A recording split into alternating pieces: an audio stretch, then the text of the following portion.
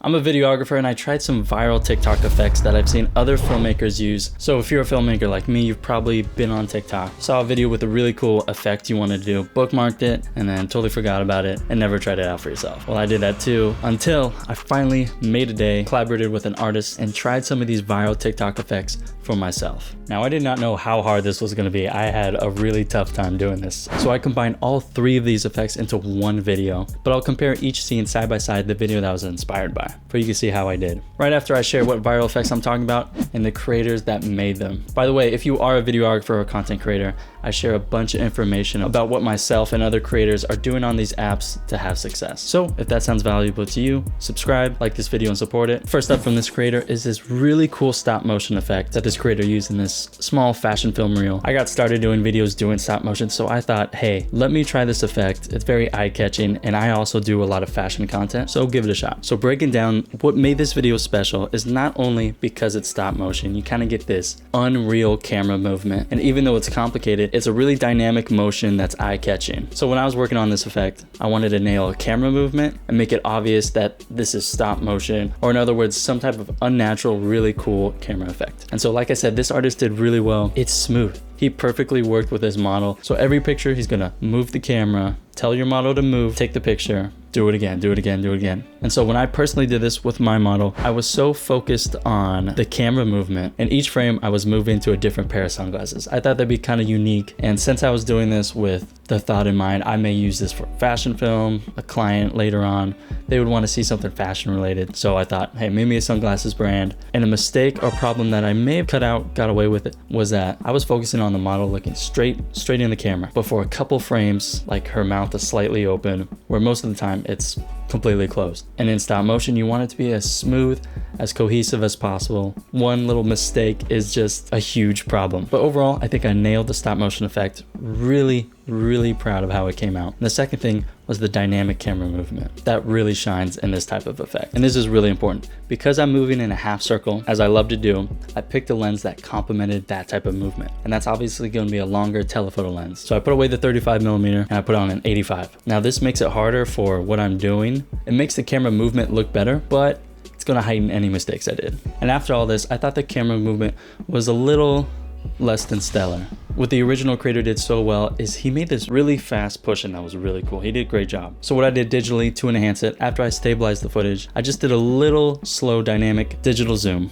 So then I have two movements, going around the model and zooming in. And this movement was a lot more interesting, made the clip much better. So here's my scene compared to a scene of the original creator. Tell me what you think.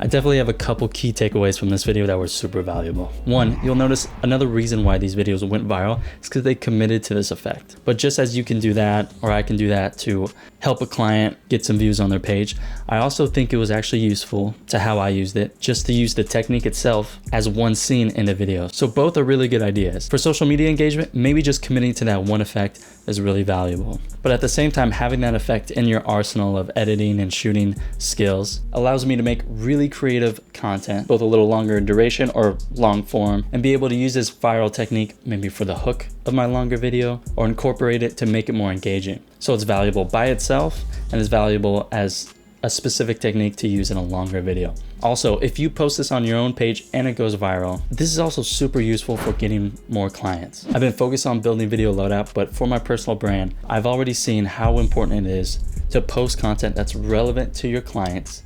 And if you blow up and go viral in their niche, then the perceived value of your brand is going to be more valuable. Perceived value is an important term for your business. It describes the value of your product or service based on that first initial reaction of your client checking out your social media, your website, reel, whatever their first impression is. Just by that short interaction, what do they think you're worth? Think of it this way. If you get the results they want for their own brand in those first couple seconds when they check out your social media profile, you're gonna automatically be able to ask for more money because they believe in the value you're gonna be able to offer because it's so similar. Those things are gonna make you seem much more valuable and help your business. So I'm doing this video because I finally just made a video. Wasn't even really spec work, just trying out new things. And a lot of the times when I did this, it helped me make more money per client. And so I really do suggest, if you have the time, do this too. Try out some new effects, collaborate with different people, when I worked with this model for free, another person hit me up that wanted to work with me. So collaborate and shoot new stuff if you have the time, and it will actually help you make more money. At the same time, I got to shoot stuff for fun, be a little more creative, and it energized me to get back into my business. Second video that really inspired me. Adding fashion element is much more interesting to me to film. I'm glad I found this video. So the second viral video effect from this video is obviously the speed ramping. Now another reason this went viral was probably because of the AI, 100%, but I don't like using AI still. Specifically, I just think if it could get views, it's valuable for marketing, and I do marketing. But this was a creative exercise, and just the effect didn't really do anything for me. Just personally, I don't want to use this effect, and I have a feeling it's a trend and it's gonna blow over soon. So I just wanted to focus on the speed ramping effect. The model in this video really isn't moving around a lot, which allows them to push in and set the speed up to 500, 1,000 or whatever it was, and then slow down to 40 and get this really dynamic push in and push out. And because she's not moving, when you speed it up, it doesn't look like she's flailing around or anything. Now, I think I was able to take this up a notch in my video. This is how to make your speed ramping look way cooler. Because you can't move the camera as fast, obviously you're gonna speed ramp. But if you can match your choreography with your camera movement, it's gonna make your speed ramping effect 100 times better. So what I did is I planned when to move and when to stop. Every time she posed, I was gonna put it in slow motion. When she was moving, that's when I was gonna speed ramp, because I wanted that movement to be fast, but fast at the right time. Second thing I did that makes your speed ramping way better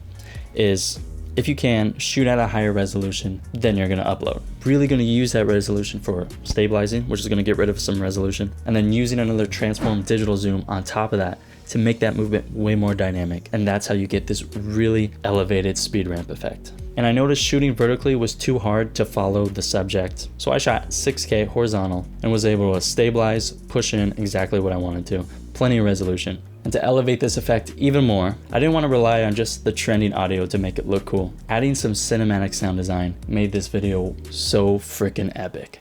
If you don't know already, myself and my collaborators, we made the perfect cinematic sound design pack for the modern videographer. After this video is done, the link is in the video description for you to check out. It has over 100 cinematic sound effects, which I use for my own content and client work. And so check out the video with and without this pack.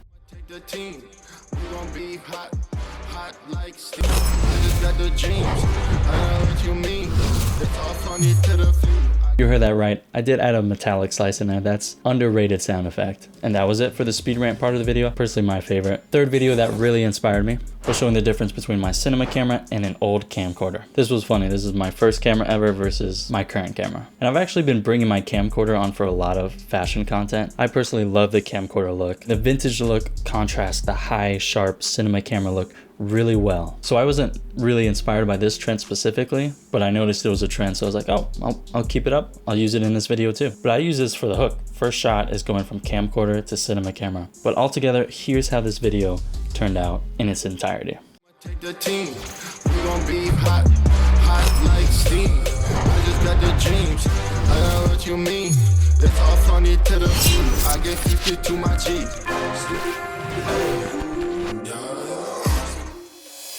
Now, filmmakers on TikTok, on IG Reels is a really weird dynamic. But I think over the last couple months, I've finally gotten used to vertical video and embraced it. So let me know in the comments, are you making a living making vertical content? Is it the best thing in the world? Is it still the worst? Do we want to bring back just horizontal content? And let me know what you thought of my video, if I pulled off the effects, or if I should just leave it to the original creators. But yeah, that's it. Subscribe if you enjoyed the video, and I'll see you on the next one. Cheers.